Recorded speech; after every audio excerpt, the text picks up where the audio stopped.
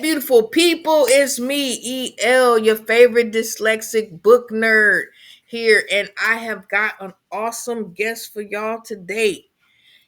With me today, I've got Sarah Raughley. She is the author of The Queen Spade.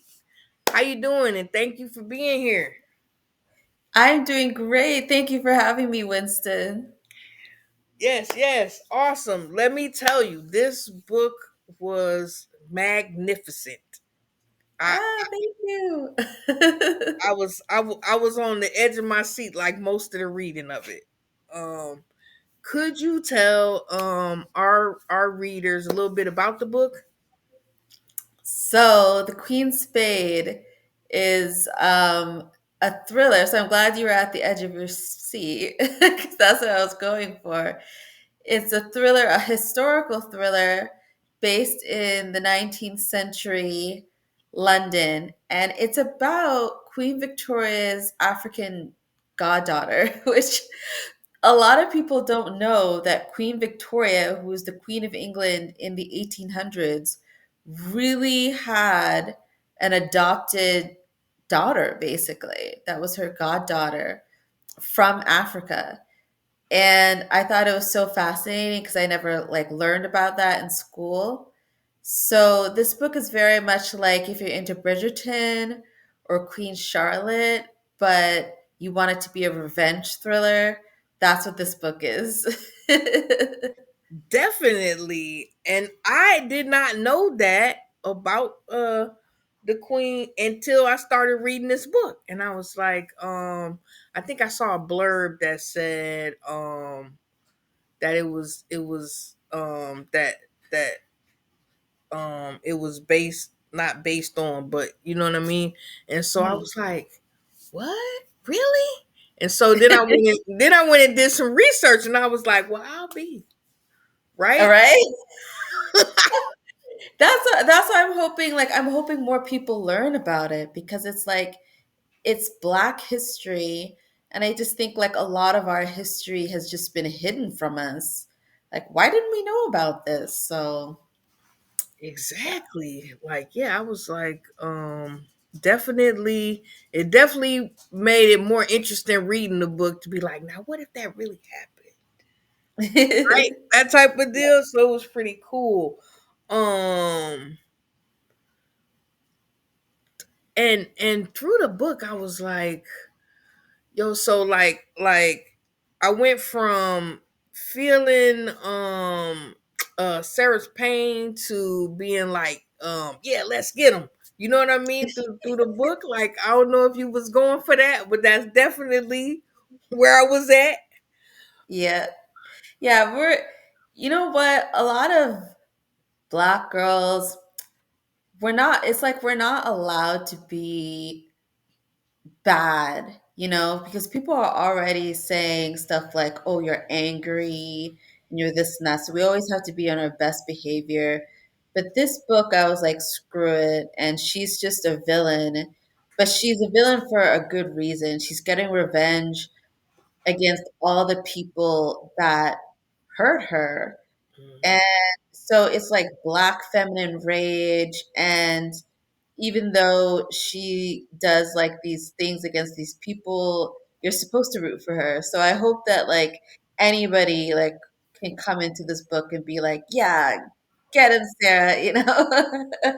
Definitely, cause you had me at the author's note. It says, what did it say? Um, Let me go back because I was like, oh yeah, I'm tapped all the way in now. It said, um,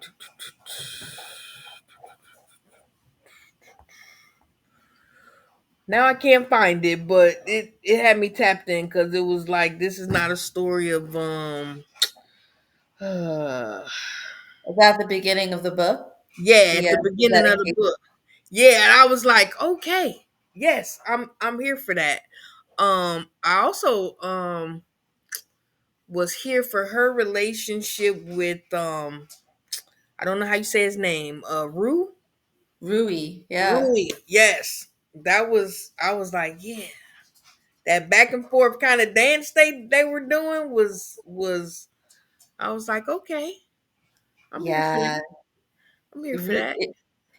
It, I think I remember the dedication. It was like to everybody who doesn't fit and doesn't want to. That's the thing. I'm saying the dedication. Yes, that was the thing. I was like, yes, I'm here for that. Yeah, I Definitely. think it's something that I think a lot of people can identify with because it's like, people, this society wants to categorize you and say, no, this is who you have to be, this is what you have to like. And so Rui is kind of like the same type of person as Sarah Forbes Bonetta. Like in the book, they're both people who have been taught to fit into like white society and civil society and so on, and they could have just continued to go on in their lives being assimilated, but they're like, you know what, no, we're going to fight against this. And so they challenge the system and they challenge each other, and I think that's where that sort of spicy attraction comes from between them. I tried to make it a bit spicy. Not It's not too spicy. Not I too don't want people to much, be like but definitely a little spicy. I was in. I was in, and I'm not really usually a spicy reader type of guy, but I definitely was tapped in with the book from beginning to end. hey, Um, thank you. yeah. If you could make it into a movie, right? Who Mm. would you want to play the main character? Oh my God, I don't even know.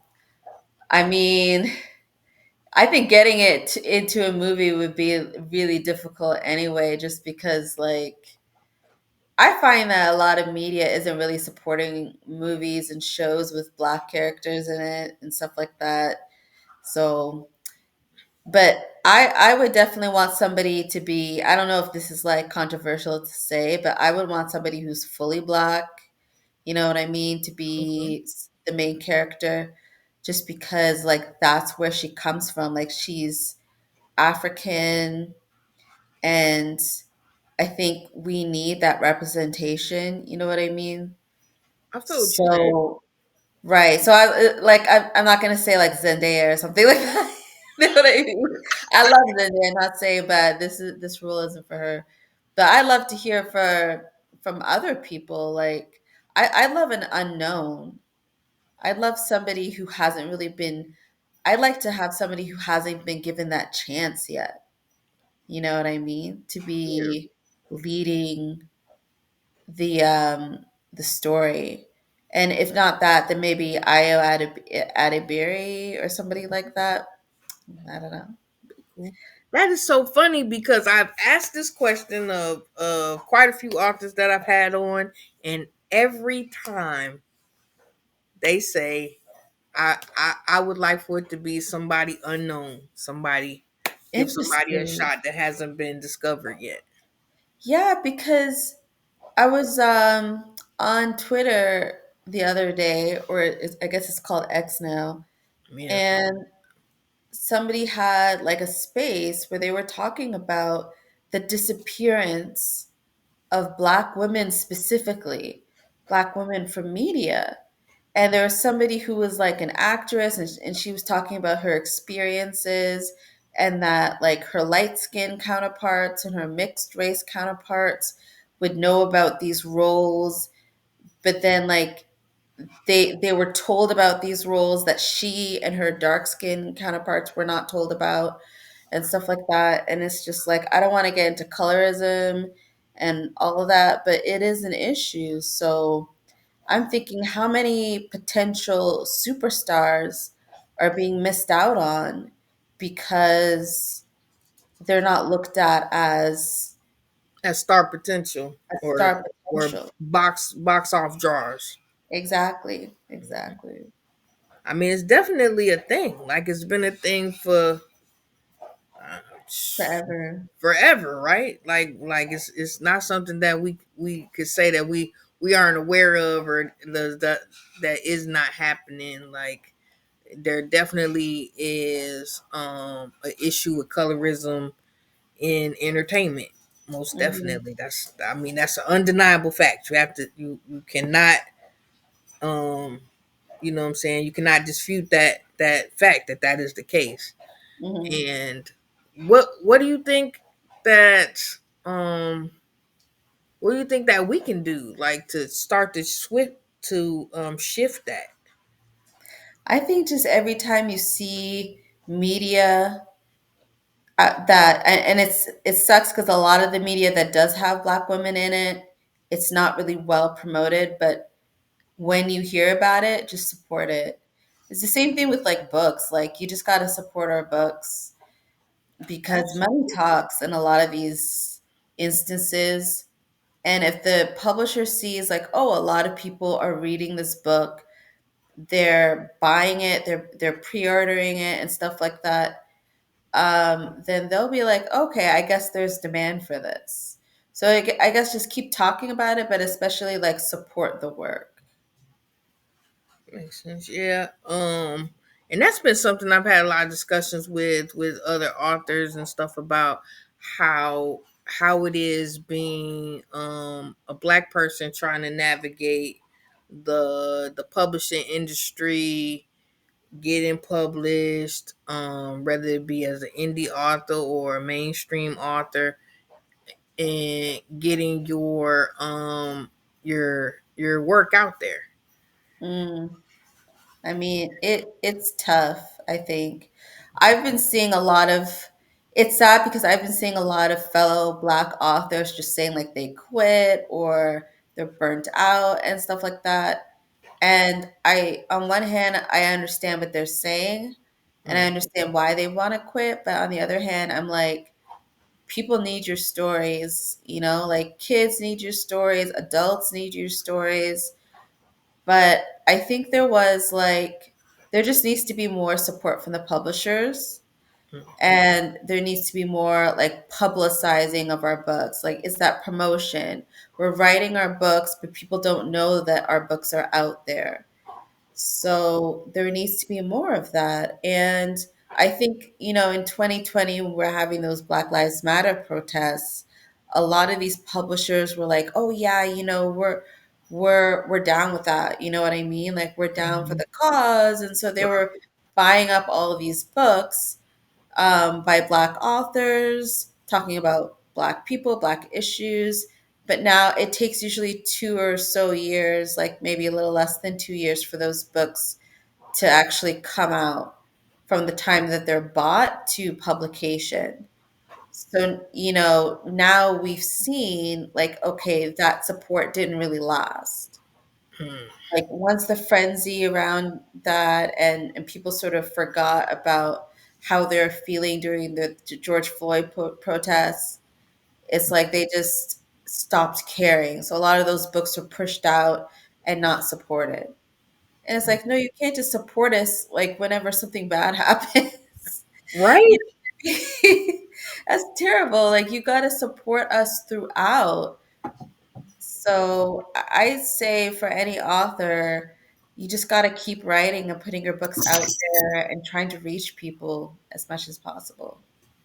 Definitely. Cause I think uh it was either Instagram or Threads. I think it was Threads where I saw your post about the Queen of Yeah. Spade. Yeah. And so I was like, hey, you know what I'm saying? I would love to read that book, and us sit down and talk about it. And then I realized you had written other books like I had never heard of before. And so like now I got them also. And so now they're on Thank my you. TBR to read. I can't wait to get into them as well, cuz like we have to I'm big on that. If we can't do it for ourselves, then we can't expect anyone else to do it. And so we have to support our people, Hmm. and especially because even to be public, like if you're doing mainstream publishing, if you've been picked up by a publishing company, you had to have been twice as good as your counterparts to even get to the table. And so I think that like we most definitely need to continue to support in droves our indie authors, our traditionally published authors, any publisher, I mean any author of color, Mhm. right?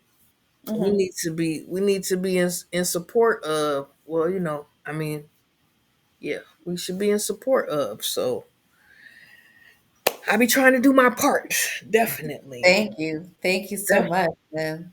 Hey, you are so welcome.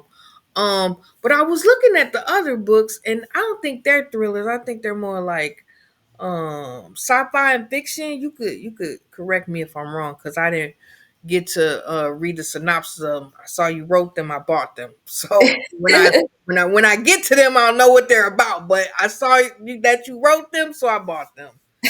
Thanks. I mean, they're fantasy. I actually started out more as a fantasy writer, so the Queen Spade being historical thriller is actually like an outlier for Mm, me. But okay. the first series that I wrote was from Simon and Schuster called the Effigy series. And it's kind of like, I don't know if you're into like Sailor Moon or the Winx Club, or if you've heard of that kind of thing. Yeah. I mean, I grew up on that stuff.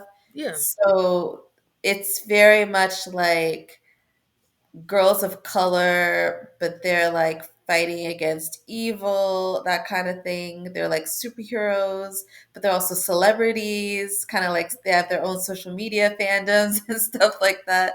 Okay. So it was just, a fantasy adventure, just very fun. Okay. And the second series that I wrote, the Bones of Ruin trilogy, also from Simon and Schuster, I bought it's just, those. oh, hey, thank you. It's a 19th century historical. I like to think of it as like X-Men in the 19th century, Oh, So it's like people with powers, and there's like a Hunger Games element where they have to like fight each other, and it's set in the 1800s, 1885. So it's like my other works have always been like more fantasy focused. So for the Queen Spade, I went for something more of a thriller. and That how was that? It was really exciting because again, like I grew up on fantasy. I grew up on, fantastical stories. Like I love anime and manga and stuff like that. And so like to write something that didn't have any fantasy elements in it, I was like, dang, this is weird.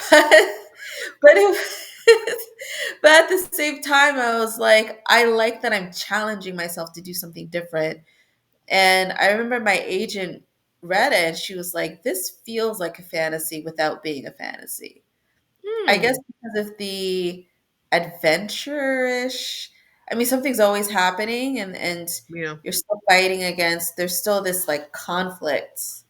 I don't know, That's interesting. I mean, that could be why I'm so drawn to the story, because I'm a real big sci-fi fantasy guy. Like that's like 90% of what I read, right? Mhm, And mhm, so like I've started to get into other genres because I just don't want to expose my readers to just the stuff that I like, right? Like I want to expose them to, because we have a lot of dope BIPOC authors that write a lot of dope different genres. And so in that I have expanded my palette for mhm. different genres of reading, right? And so but that could be that's a very interesting take, because that could be why I've been drawn to the story from the beginning. That's interesting. I mean, I was surprised when my agent said it. So I was like, okay, I'm gonna see what I can do to maybe duplicate this. Like, I don't know if my next book is gonna be fantasy or thriller or whatever, but I just, it's gonna be exciting. I like exciting stories that like hooks you and keeps you to the end and that kind of thing. Yes, I was definitely hooked to from beginning to end, all the way through. So mission accomplished, definitely. Where could my readers find you? So I have a website, www.sarahrawley.com. So that's SARAHRAUGHLEY.com. I'm also on Instagram and Threads, and other social media platforms. You can find me at S underscore Raleigh. And if anybody's interested in buying my book, like you can always buy it from your local indies. I always say support your local bookstores because they're doing a lot of heavy lifting. But you can find my stuff in bigger chain stores, like if you're in Canada, Indigo, or Chapters, and if you're in America, Barnes and Noble, that kind of thing. Awesome. Y'all most definitely go out and get those books. The Queen Spades, it will be out on January 14th. 14th. All right. So you guys are seeing this early, right? You guys are seeing this January 1st, right? The book comes out January 14th. That Yes. means y'all got 13 days to get a pre-order the book. Yep. Pre-order the book from wherever you buying it from. Pre-order today. Pre-order. Today. You know what Pre-order. I'll say? Publishers always, and this is a trade secret, publishers always look at the pre-orders. They always look at the pre-orders first, even before like the first week sales or anything like that. And they may even decide like whether or not they'll keep supporting the author and stuff like that based off of the pre-orders. So it's like pre-orders count so much. Y'all heard it here. That's a gem. So pre-orders matter. Y'all get out here, pre-order that book, and January 15th, I'll be live, book therapy. Y'all already know the vibe, talking about this book. So if y'all get it, if y'all get that pre-order in, y'all should be a little bit into the book on the 15th when I start talking about the book, right? But I promise not to give away anything when we sit down and talk about it on the 15th. So yeah, y'all make sure y'all go out and do that for me. Sarah, thank you so much for coming and sitting down with me and my book therapy peeps. I appreciate you and your time. Thank you so much. Before we go, I do this thing, right? So if there was one word you could leave with my readers to get them through to the next time they see me, what would Hmm. it be and why? Health, health, health. Take care of your health, your mental health, your spiritual health, your physical health. I've been, look, oof, child. I don't want to get too into it, but these past few weeks have been tough from like just like the job. You know what I mean? Like I have my day job on top of being a writer Mhm. and like just trying to keep my head above water, paying bills and stuff like that. And it's tough to write, to create when you're like always in this frenetic state, in this anxious state. So, you can't do anything until you have that health first. You got to take care of your health. You got to eat good, eat well, you know, get your therapy in, your meditation, anything that you need to really like calm your spirit, and just always put your health at the forefront of anything. My mom always says health is wealth. So, health, definitely. I like that. Yes, indeed. I understand. Yeah, it has been a rough couple weeks for me as well. I had COVID earlier. Oh This no. yeah, I had Mm, COVID early on at the end of sort of like the end of last month just before my birthday. And mm, it feels like I'm still trying to catch up with regular life since I was sick, you know? It's mhm, still mhm. still been a battle, but we still trucking. We still Yep. trucking. So, you know. Thank you so much again. Hey, y'all do me a favor. Go out and pre-order this book. And until the next time I see y'all, y'all read a book. Thank you.